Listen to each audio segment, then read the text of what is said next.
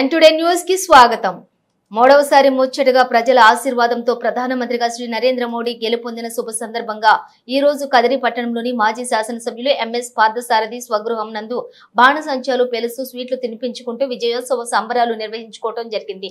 ఈ కార్యక్రమానికి ముఖ్య అతిథిగా యువమోర్చా రాష్ట్ర అధ్యక్షులు మిట్టా వంశీకృష్ణ, బీజేపీ రాష్ట్ర కార్యవర్గ సభ్యులు తలుపుల గంగాధర్, కిసాన్ మోర్చా జిల్లా అధ్యక్షులు కేశవరెడ్డి, మైనార్టీ మోర్చా జిల్లా అధ్యక్షులు ఇంతియాజ్, ఓబీసీ మోర్చా రాష్ట్ర కార్యవర్గ సభ్యులు జెట్టి ఆంజనేయులు, యువమోర్చా జిల్లా ఉపాధ్యక్షులు తలుపుల తిమ్మరాజు, పట్టణ అధ్యక్షులు రమేష్ బాబు, టెంకాయల కిష్టప్ప, మహిళా మోర్చా నాయకురాలు కృష్ణవేనమ్మ, కిసాన్ మోర్చా జిల్లా ప్రధాన కార్యదర్శి సమీవుల్లా, కదిరి రూరల్ అధ్యక్షులు చలపతి శంకర్, గోవర్ధన్, మార్కెండయ్య, హరినాథ్ నాయుడు, వాల్మీకి, హరి, తలసాని, దివాకర్, యువమోర్చా పట్టణ అధ్యక్షులు జెట్టి ఉదయ్, నాని, జగదీష్, బషీర్, తేజ, కార్తీక్, వెంకటేష్, వినోద్ కుమార్, తన్వీర్, బాలు తదితర కార్యకర్తలు పాల్గొన్నారు.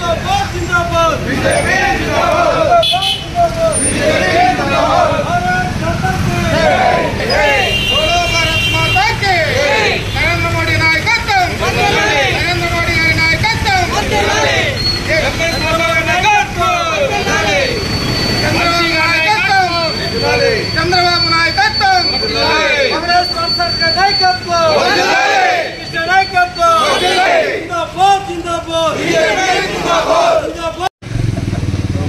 భారత్ మాతా కీ జై, భారత్ మాతా కీ జై.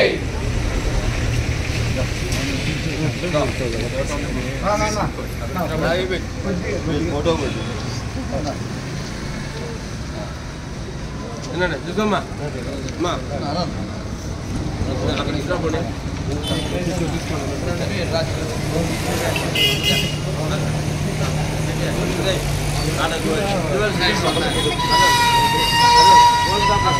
మూడోసారి ప్రధానమంత్రి కాబోతున్న నరేంద్ర మోడీ గారి నాయకత్వం.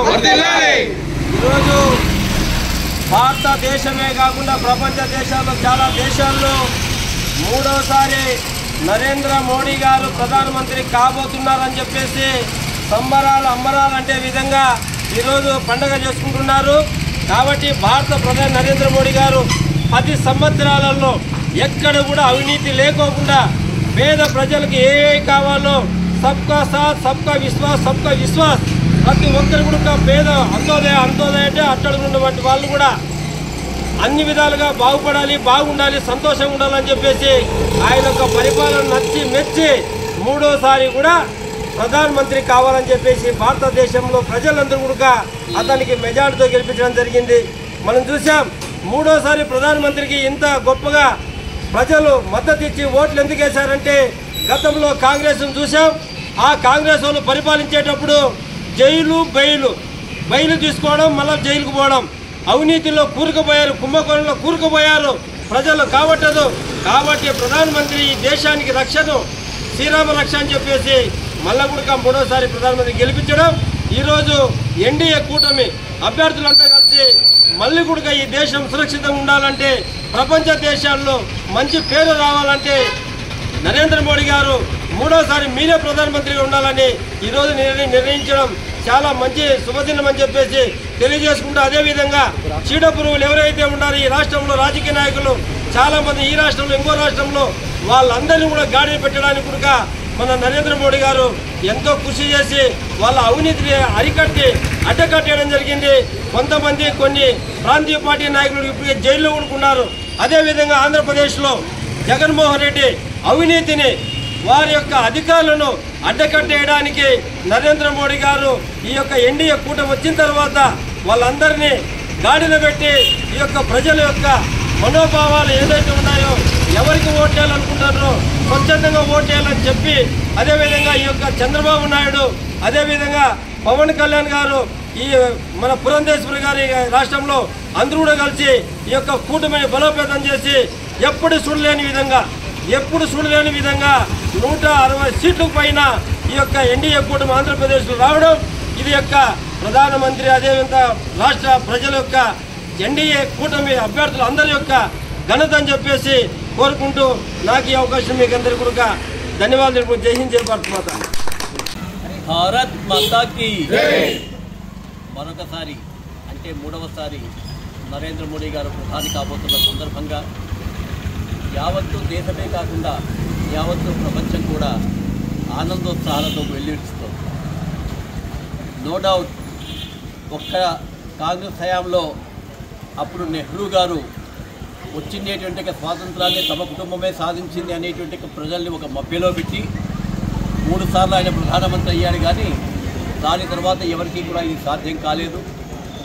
14 సంవత్సరాలు ముఖ్యమంత్రిగా 10 సంవత్సరాలు ప్రధానమంత్రిగా ఒక్క అవినీతి ఆరోపణ కూడా లేనటువంటి ఒక మహానుభావుడు ప్రపంచంలో ఎవరైనా ఉన్నారంటే అది ఒక్క నరేంద్ర మోడీ గారు అనేటువంటి విషయాన్ని యావత్తు ప్రపంచము గుర్తిస్తోంది, యావత్తు సమాజము కూడా గుర్తిస్తోంది.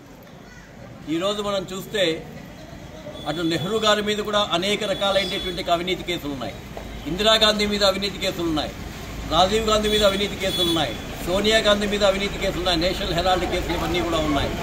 ఒక్క నరేంద్ర మోడీ గారి మీద మాత్రమే అవినీతి అనేటువంటి ఒక పదానికి కూడా అర్థం తెలియనటువంటి ఏమాత్రం కూడా కేసులు లేనటువంటి ఒక మహనీయుడు యావత్తు ప్రపంచంలో భారతదేశాన్ని జగద్గురువుగా తీసుకెళ్లేటువంటి ఒక మహానాయకుడు శ్రీ నరేంద్ర మోడీ గారు మూడవసారి ప్రధానమంత్రి కావడం మనమందరం స్వాగతించాల్సినటువంటి అవసరం ఉంది. అయితే వారికి మద్దతుగా ఆయన ఎప్పుడూ చెప్తుంటాడు, సబ్కా సాత్ సబ్కా వికాస్ సబ్కా విశ్వాస్ సబ్కా ప్రయాస్. అందరి కోసం, అందరికీ తోడుగా, అందరి యొక్క కష్టంతో, అందరి యొక్క విజయం కొరకు అని. దీన్ని మనం సాధించాలంటే మనం కూడా వారికి మద్దతుగా దేశభక్తితో పనిచేయాల్సిన అవసరం ఉంది. ఏ రంగాల్లో వాళ్ళు ఆ రంగాల్లో దేశం కోసం పనిచేయాల్సిందిగా విజ్ఞప్తి చేస్తూ సెలవు తీసుకుంటున్నాను. భారత్ మాతాకి నరేంద్ర మోడీ గారి నాయకత్వం, నరేంద్ర మోడీ గారి నాయకత్వం, మరోసారి ప్రధాని కాబోతున్న భారత ప్రధాని నరేంద్ర మోడీ గారి నాయకత్వం.